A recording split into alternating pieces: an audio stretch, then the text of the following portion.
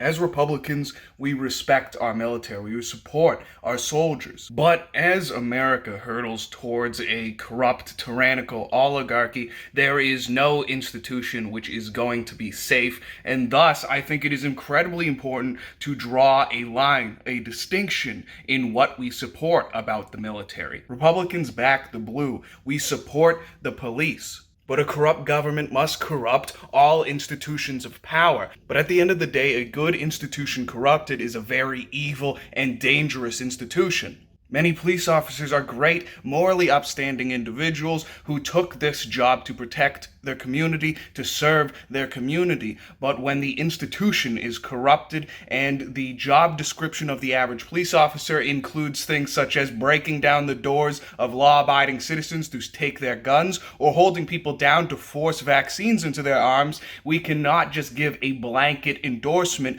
to the institution because of the good work of the moral police officers. A corrupt government must corrupt every institution of power, and the military is the most powerful tool of a tyrannical government.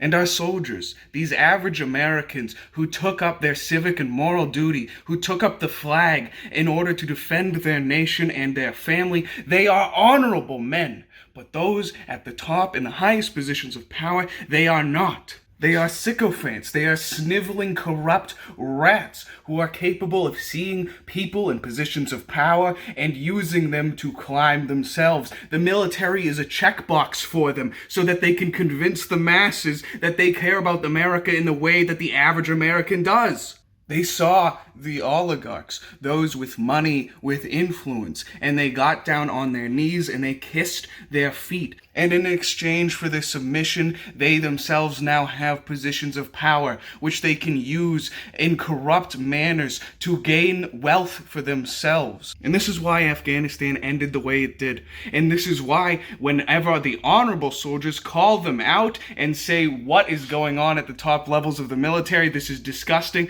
they get canned, they get fired, they get discharged. And none of the generals or leaders of the military are ever going to get fired. And if they do, they are never going to see jail time. They are going to get a job at Boeing or Raytheon or some other military industrial complex leader, and they are going to be paid millions. Maybe they'll write a book. So who are these leaders of the military? Let's look at them. Let's look at the people who are responsible for the absolute disaster of Afghanistan. Let's look and see how honorable, how great these men really are. Mark Milley is the current chairman of the Joint Chiefs of Staff. He was the leader in Afghanistan and the general who would go to Congress in June and July and assure the people of America that the Taliban posed basically no threat whatsoever to Afghanistan, and there's not really a chance of them winning. So promptly thereafter, he was in charge of the retreat from Afghanistan, where he left many Americans stranded. Even when in correspondence with Michael Yon, a retired Special Forces officer, was overseeing a civilian volunteer effort retreat, he had information about Americans still stranded there, but left anyway because he was scared. He claims now that no one in the world could have known that the Taliban would have taken over the country so quickly and that the Afghan military would have no ability whatsoever to defend against it, even though 23 U.S. embassies had actually warned the White House about rapid Taliban gains, leading 220 retired generals and admirals to call for his resignation. Of course, during this retreat, there was a suicide bombing by ISIS-K, which ended up killing 13 Americans, and for this, Biden vowed revenge. We will not forgive. We will not forget. We will hunt you down and make you pay.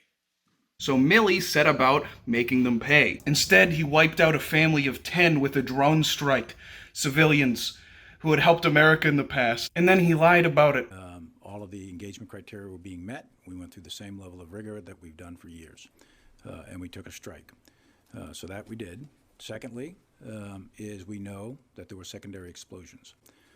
Because there were secondary explosions, there's a reasonable conclusion to be made that there was explosives in that vehicle. The third thing is we know from a variety of other means that at least one of those people that were killed was a ISIS facilitator. So were there others killed? Yes, there are others killed. Who they are, we don't know.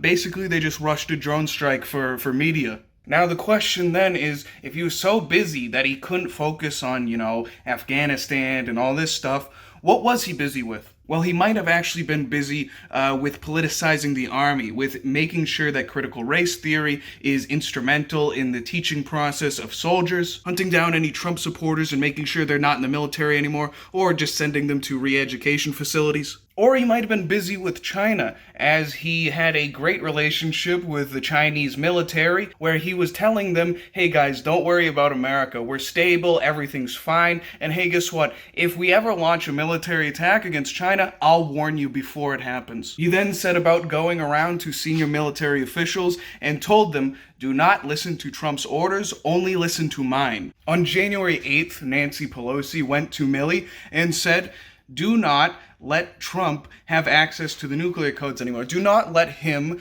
tell those in charge of the nukes in America to shoot nukes anywhere.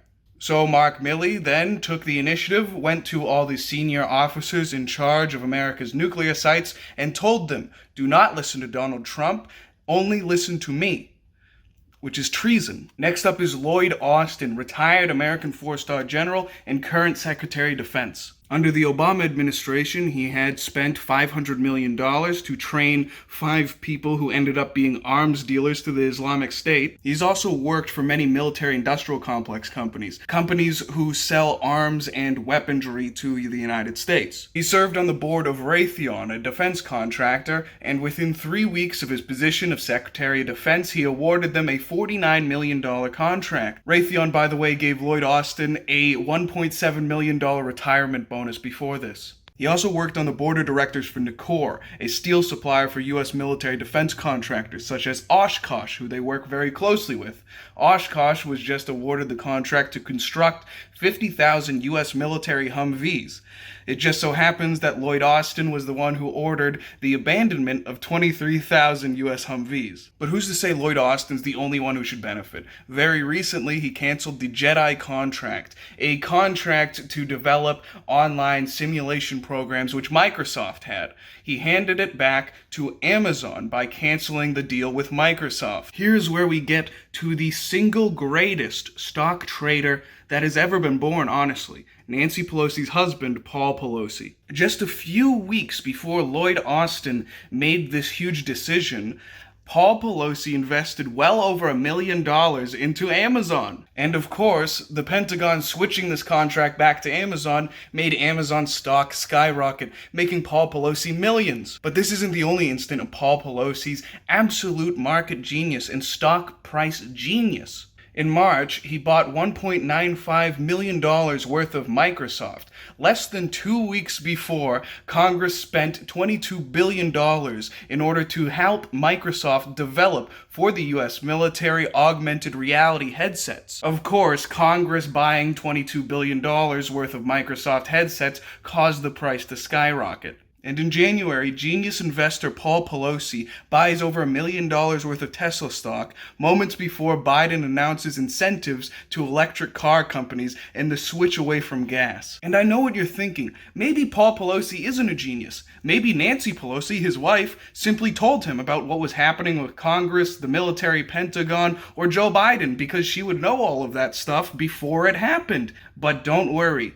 That would be unethical. They're not allowed to do it, so it simply isn't happening. Back to Lloyd Austin. He too was involved in Afghanistan, as are all the people in this list, and he too also has 220 retired U.S. Army generals and admirals calling for his immediate release. But his main focus as Secretary of Defense has been getting everyone vaccinated and combating racism and extremism in the ranks, making sure every U.S. serviceman is experiencing sensitivity training as well as learning critical race theory. The next two people are Secretary of State Anthony Blinken and National Security Advisor Jake Sullivan. Just look at Jake Sullivan. Look at this absolute rat man. I think that tells you everything you need to know about him. Anthony Blinken, who charged Americans $2,000 for a plane ride out of Afghanistan during its fall. The Afghans, they rode for free though. Now the reason I have Anthony Blinken and Jake Sullivan in the same category is because they're not really military people, even if they served in the military.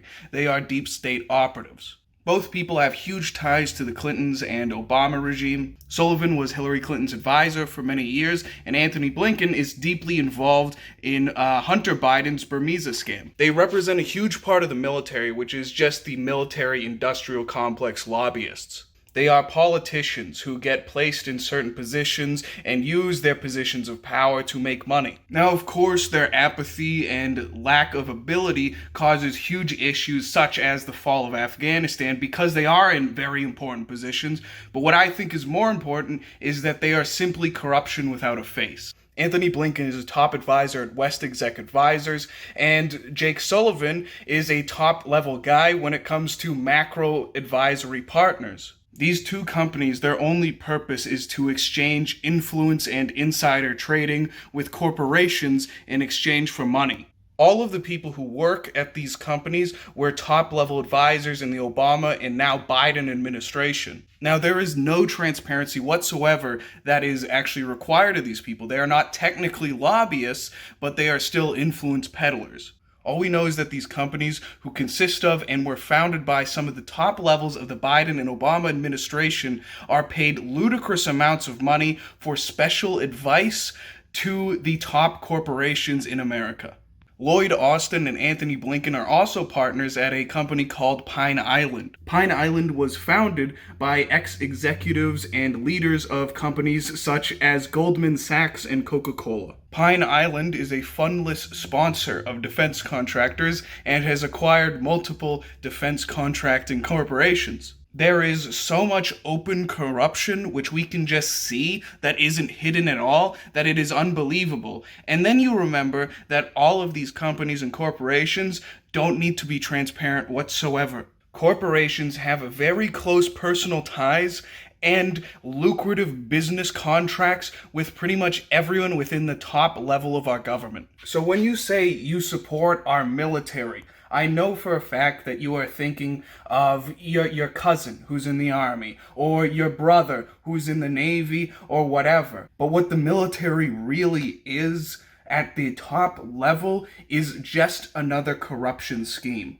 Except that this corruption scheme can bring about soldiers and bring about politicization of the army, which leads to absolute tyranny. The modern U.S. military at the top level is just a means of extracting tax dollars from Americans. A means to let a few get extremely wealthy and allow corporations to profit off of your tax dollars. And it's not just about money. There is a reason that all of our founding fathers believed a standing army to be the most dangerous thing to a free society. Because when a tyrant power is in control of this standing army, you get less of the honorable men in the military and more of what you are about to see here. Understand that if active duty military actually get deployed within the United States, that weapon is not just pointed at other people, other countries. It's pointed at you.